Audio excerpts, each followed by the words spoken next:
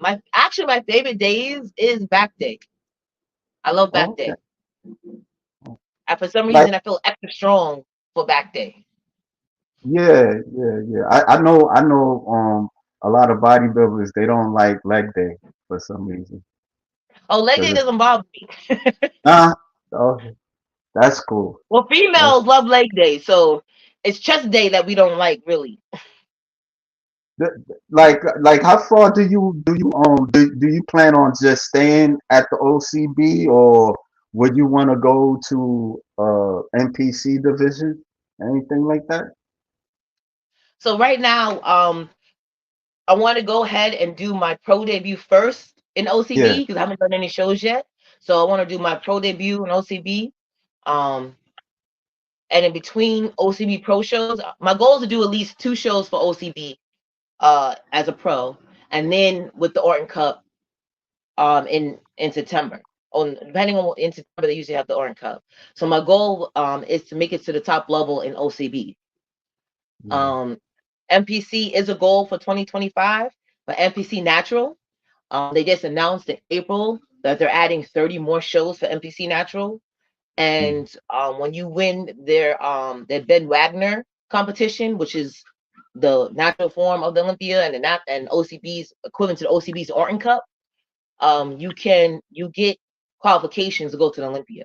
So with NPC, I can get the ability to make it to compete in Miss Olympia and be an Olympia competitor, and that's one of my goals too. But first, I want to go through OCB figure, um, achieve that, and at the same time try to get my NPC uh, IFBB Pro card to be able to qualify to do the Ben Wagner and to get to the Olympia. So that's my 2025 goals. I call that a BHAG, big, hairy, audacious goal. But I know with commitment, drive, and consistency and support of my friends and family, I definitely know that I can do it. And I get OCD with certain things like that. So once that's my goal, that's my goal. So I'm really gonna push and strive for those two things. Yeah, because I was talking to like on Sunday, I was talking to another OCB competitor. She wasn't a pro, and I think she did like her first show not too long ago, and she decided to move on to NPC, the natural bodybuilding thing. So yeah, Yeah, they're both equivalent. The difference between OCB and NPC, with OCB you can get your pro card in one show. right. So they don't give it out to like the top two or top three. You have to be number one. You have to win the overall to get the pro card. And if you do masters, you got to get the number one spot in masters to get the pro card. With NPC, you have to do a show first and rank top two. Then you go to the pro qualifier to qualify you to get that pro card so you can be on the pro circuit. Can I ask you a question? Like with the since you're a pro, do you have to like pay for it to renew it? Well, you have even if you're an amateur, you have to renew your membership every year. Yeah, So but do you have to pay? once you become pro, you have to upgrade to the pro card, to the pro membership. So that's paying. You have to pay. Yes, I'm sorry. Okay. I just want to no understand. problem. Just- Yeah, you have to pay Yeah. for the pro membership and you got to pay for your amateur membership also, and then you pay Okay. to go into the shows also.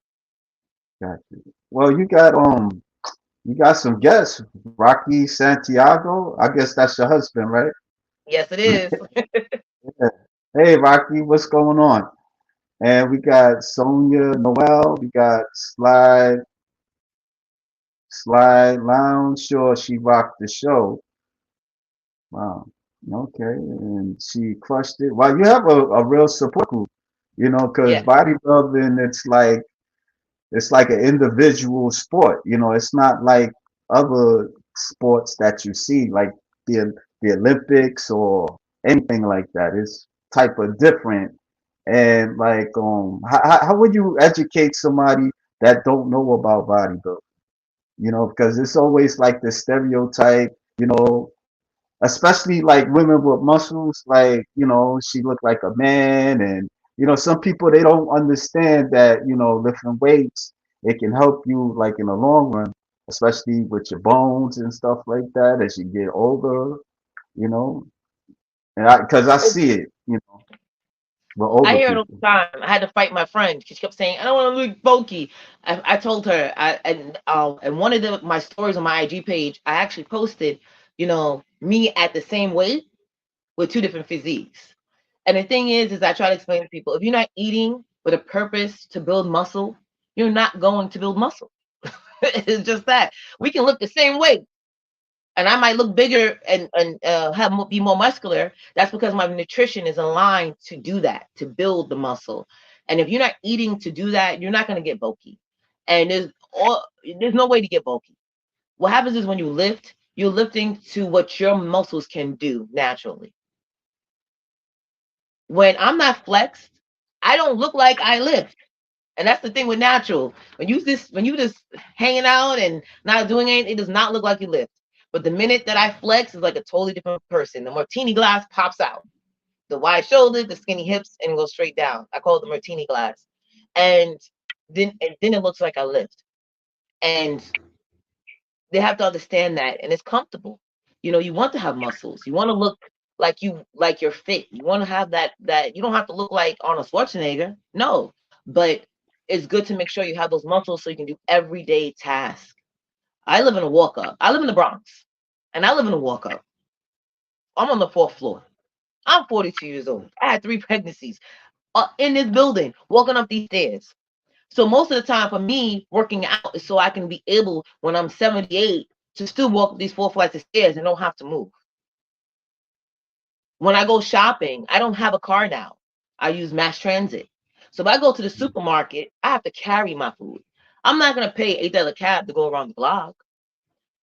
I go to the store, I get the cart, or sometimes I just carry those bags a half a mile to walk up four flights of stairs. So me working out and bodybuilding is to allow me to do things on my own without having to wait for help on my husband to come home to help me bring the bags upstairs. Yeah. So just even with weightlifting, bodybuilding, you can weightlift. You don't have to be a bodybuilder to weightlift. It's just to help you with your everyday task.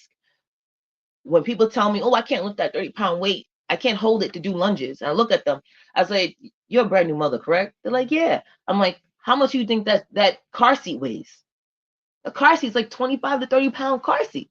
Then now you're adding a 10 to 15-pound baby in that car seat. You lift 40, 50 pounds every day out the car. You can hold 35 pounds in your hands. And then once I put that thought in their head, they realize, yes, I can. You walking, so the weightlifting alone is not just for looking muscles and look big, it's to help your everyday task. And unless you're eating to build muscle, you're not going to get bulky. Is You're it not going to difficult? look huge. Is it difficult at times to kind of like educate somebody that has like food for comfort? Because it can be a psychological thing. And because I see it, I be watching like the 500 pound, what's the that show, that reality 600 show? pound life. Yeah, and these people, they be like so obese, and to a point where some of them, they do, they improve, but some don't. Like, do Well, you do they you? have enablers. Their family Yeah, enables them. Like at yeah, some that's point, true. who's making you the chicken? Who's buying the pizzas? Who's going to the store to get that food for you? You can't physically. So the problem is those people have enablers. No one's telling them no. And then also too, it's sometimes people. It's like with sorry to describe this, but it's almost like when people are addicted to drugs and they have to hit rock bottom before they can change Right. themselves. Unfortunately, some people have to hit rock bottom before they can decide to change their mindset and to help themselves. If that rock bottom is a doctor telling you if you don't take this blood pressure medicine, you're gonna have a stroke, or if it's the doctor telling you if you don't lose a certain amount of weight, you might not see your children graduate, or the doctor telling you you have type 2 diabetes now, that's rock bottom. So sometimes it takes that for people to flip the switch in their mind.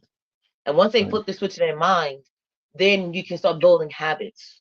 And like I said, 21 days builds a behavior. So they can maintain on a program for minimum of 3 weeks. The routine will come to them and it will come easier for them. They have to get over that hump. Like I always say, you can't have change without challenge. And if they're able to build that and emotionally attach themselves, like, wow, to get rid of the scale, like, oh, I ate 3 of my meals today, all on plan. That's a good job. That's an excellent job. Those small wins and those small victories need to be celebrated. And if they have the right coach and the right people supporting them, those small victories become big victories, which reach their goals and will keep them more active to doing it by having that. Right. Well, we got a guest. His name is all the way George Page, and he asked this question: what does Letitia like about bodybuilding?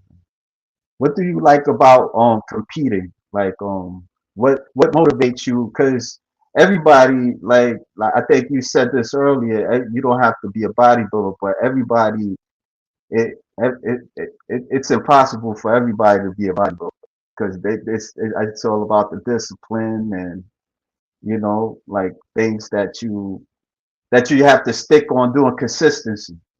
How do you say consistent? Well, what I like about bodybuilding is the challenge, Yeah, especially when I'm told to lift a certain type of weight and I can't lift that weight. And then I make that goal every day. I'm gonna keep going. I'm gonna keep going. I'm gonna increase the weight by 2.5 to 5 pounds every week so I get close enough to that recommended weight. And if I hit that weight or surpass that weight, it just gives me a feeling of accomplishment. When you're able to do something that you weren't able to do before and you're able to do it now, that feeling of accomplishment is what pushes me forward, which keeps pushing me to keep going. And it's always going to have that feeling because you always have to level up. I wasn't able to do 30-pound shoulder presses, and then I was told to do an Arnold shoulder press at 30 pounds. I was like, oh no, I don't know, I look crazy, but I'm able to do it. So that feeling of accomplishment makes me go farther. So last week, on Monday, I couldn't, I had to stop at 6, take a break, then start again. Today, I was able to do the first 2 sets straight through. I didn't have to pause into the third set. That's a feeling of accomplishment. Like, damn, I did that. Wow. That's what keeps me going. And that's what drives me. The fact I'm able to do more. I could do more. I could do more. And that's really what pushes me to bodybuilding is the fact of, people look at you, oh, she can't do that. Oh yeah, I can. And I'm going to do it. And I do I put together a highlight film. I call it, and you're working out and doing your thing and performing and stuff. So we could check it out. Let the audience see to the viewers as well. So.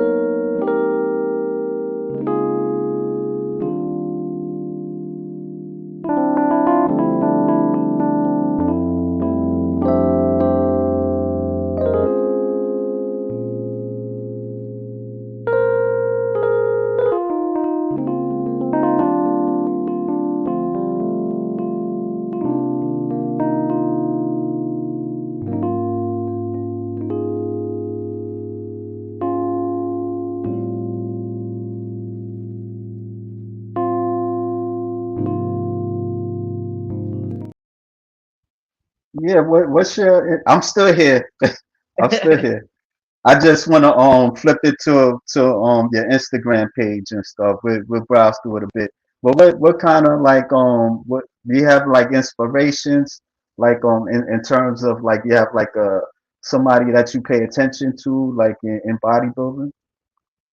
Um, the main person I pay attention to right now is Miss Sydney Gillian, 7-time Miss Olympia for figure.